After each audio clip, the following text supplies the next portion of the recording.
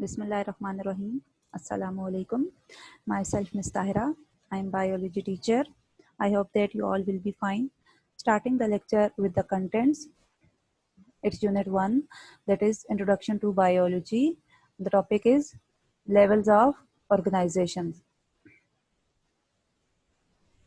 The levels of organization in living organism are: number 1, subatomic and atomic level; number 2, molecular level; number 3, organelle and cell level; number 4, tissue level; number 5, organ and organ system level; number 6, individual level; number 7, population level; number 8, community level; and number 9, biosphere level. All these are the levels of organization. Now I will discuss all of these levels in detail. The first one is subatomic and atomic level. Everything in our surrounding is matter, and matter is made up of element, and element contain single kind of atoms. An atom has subatomic particles which are electrons, protons and neutrons. यानी हमारी surrounding में जो कुछ भी है वो सब matter है। और मैटर क्या है? मैटर हर वो चीज जो कि स्पेस ऑक्युपाई कर रही है और जिसका वॉल्यूम है, that is matter. Matter element से मिलकर बना हुआ है और एलिमेंट्स के अंदर एक ही तरह के एटम्स होते हैं। एटम के अंदर सब एटॉमिक पार्टिकल्स हैं वो न्यूट्रॉन, प्रोटॉन और इलेक्ट्रॉन है। और इसमें प्रोटॉन और न्यूट्रॉन वो न्यूक्लियस के अंदर है और इलेक्ट्रॉन इसके सराउंडिंग में डिफरेंट ऑर्बिट्स में रिवॉल्व कर रहा होता है। और टोटल 92 एलिमेंट्स यूनिवर्स में प्रेजेंट है और इन 92 एलिमेंट्स में से total 16 elements they are bio elements. It means they are present in the living organisms. And among these 16 elements, 6 elements they form 99% total mass. And these 6 elements are oxygen, carbon, hydrogen, nitrogen, calcium and phosphorus. And remaining 10 elements they form 1% of total body mass.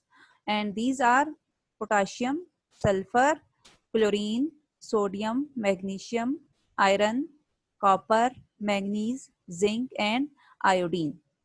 यानी total हमारे पास इस universe में 92 elements हैं, जिसमें से 16 bio elements हैं, उसमें से 6 एलिमेंट्स 99% बॉडी मास बना रहे हैं और बाकी 1% बॉडी मास बनाते हैं। ठीक है। और ये जो मेजर एलिमेंट्स है 6 एलिमेंट्स, इसमें आप यहाँ फिगर में देख सकते हैं oxygen, it is 65%. It means oxygen is the most abundant element in living organism. The next is carbon, which is 18%. Next, hydrogen, it makes 10%. Nitrogen, it makes 3%. Then calcium, it makes 2%. Phosphorus, it makes 1%. And other elements, they also make 1%. The next level of organization is molecular level. Different bioelements, they combine through ionic or covalent bonding and form molecules or biomolecules. यानी जितने भी bioelements हैं वो हम living organisms के अंदर isolated form में वो exist नहीं करते, rather they combine through ionic or covalent bonding, वो आपस में combine हो जाते हैं और वो biomolecules बनाते हैं. And these biomolecules are classified as micromolecules. Micro means small. So micromolecules are those with low molecular weight, and example is glucose and water. And other are macromolecules. Macro means large. So macromolecules are those with high molecular weight, and example is starch, protein and lipid. So this is the micromolecules and macromolecules. This is the classification of biomolecules. This is how biomolecules are classified, and the criteria for classification of biomolecule is their molecular weight. The next level is organelle and cell level. Different biomolecules, they assemble and form organelles. Organelles are subcellular structure. These structures assemble and form cell. And each organelle perform specific function, यानी जितने biomolecules हैं वो आपस में assemble होकर organelles बनाते हैं। और ऑर्गेनील क्या है? सेल के अंदर जो भी स्ट्रक्चर्स प्रेजेंट है वो ऑर्गेनील्स हैं, और हर ऑर्गेनील अपना स्पेसिफिक फंक्शन परफॉर्म कर रहा होता है। in this diagram different organelles are shown like vacuole, mitochondria, chloroplast, nucleus, endoplasmic reticulum, Golgi apparatus. All these are different organelles and they assemble and form cell. So this is organelle and cell level. The next is fourth level, which is tissue level. Tissue level is form by group of similar sales performing a common function, यानी वो सारे sales जो common function perform कर रहे होते हैं वो मिलकर टिश्यूज बनाते हैं। और इन टिश्यूज के अंदर हर सेल अपनी अपनी लाइफ एक्टिविटीज खुद कैरी ऑन कर रहा होता है। Example, in plant tissues we have epidermal tissues, ground tissues. In this diagram a part of a leaf is shown, and here these are the epidermal tissues. These are upper epidermal tissues and these are lower epidermal tissues. और ये सारे क्या हैं? एक ही तरह के cell से मिलकर बने हुए हैं। और फंक्शन क्या है इनका? ये सेल को इनर पार्ट ऑफ लीफ को प्रोटेक्ट करने का काम करते हैं। और अगर हम एनिमल्स की बात करते हैं तो उसमें क्या हमारे पास nervous tissues and muscular tissues. ये आप देख सकते हैं नर्वस टिश्यूज हैं, और नर्वस टिश्यूज किससे मिलकर बना है? नर्व सेल से। बहुत सारे नर्व सेल्स कंबाइन होकर नर्वस टिश्यूज बना देते हैं। नर्व सेल्स का हमारी बॉडी में फंक्शन क्या होता है? To conduct messages from one part of the body to the from any part of the body to the nervous system and from nervous system to that part of the body. The next level is organ and organ system level. Organs. How organs are formed? Different tissues organize together and make organ. For example, stomach. Stomach is an organ for digestion of protein and storing food. यानी organ किस तरह से बन रहा है? हमारे पास tissues organise होते हैं और वो ऑर्गन बनाते हैं। एग्जाम्पल हमारे पास स्टमक की है। अब देखते हैं स्टमक के अंदर कौन कौन से टिश्यूज प्रेजेंट है। वन इज एपिथेलियल टिश्यूज, और फंक्शन क्या है epithelial tissues? Epithelial tissues basically हमारे पास गैस्ट्रिक जूस सिक्रीट कर रहे हैं, एंड गैस्ट्रिक जूस क्या करता है? It helps in the digestion of protein. And other type of tissues are muscular tissues. और मस्कुलर टिश्यूज क्या काम करते हैं? Muscular tissues they perform contraction of stomach walls. Muscular tissues stomach walls में contraction perform करने का काम करते हैं। और इस कॉन्ट्रैक्शन से होता क्या है? This contraction helps in the grinding of food and moving food from out of the stomach.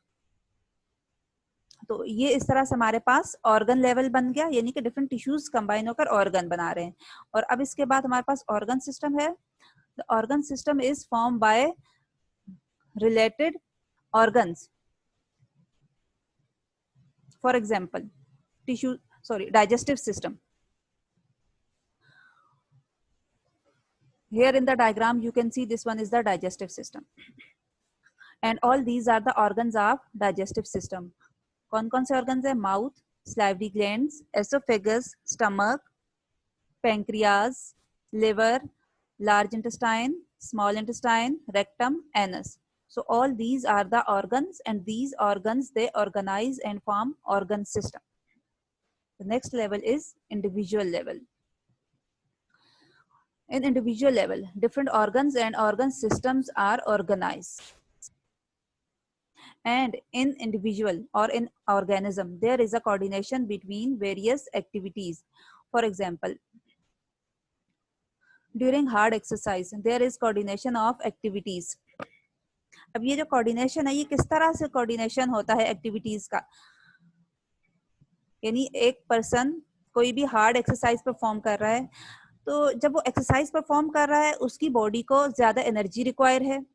अब ये एनर्जी उसको कहाँ से मिलेगी? By the oxidation of glucose, यानी कि फूड के साथ ऑक्सीजन कंबाइन होगी, देन वो फूड ब्रेक डाउन होगा और उसको एनर्जी मिलेगी।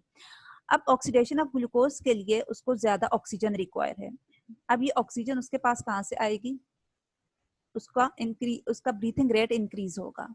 तो यहाँ पर हमारे पास क्या होगा, the person's breathing rate is increase and at the same time the heart beat of the person is also increase. और दूसरी चीज क्या होगी कि जब वो हार्ड एक्सरसाइज परफॉर्म कर रहा है, it means its muscles are working very hard. तो मसल्स जो हार्ड वर्किंग परफॉर्म कर रहे हैं उसके लिए एनर्जी कहाँ से आ रही है, बाय ऑक्सीडेशन ऑफ ग्लूकोज।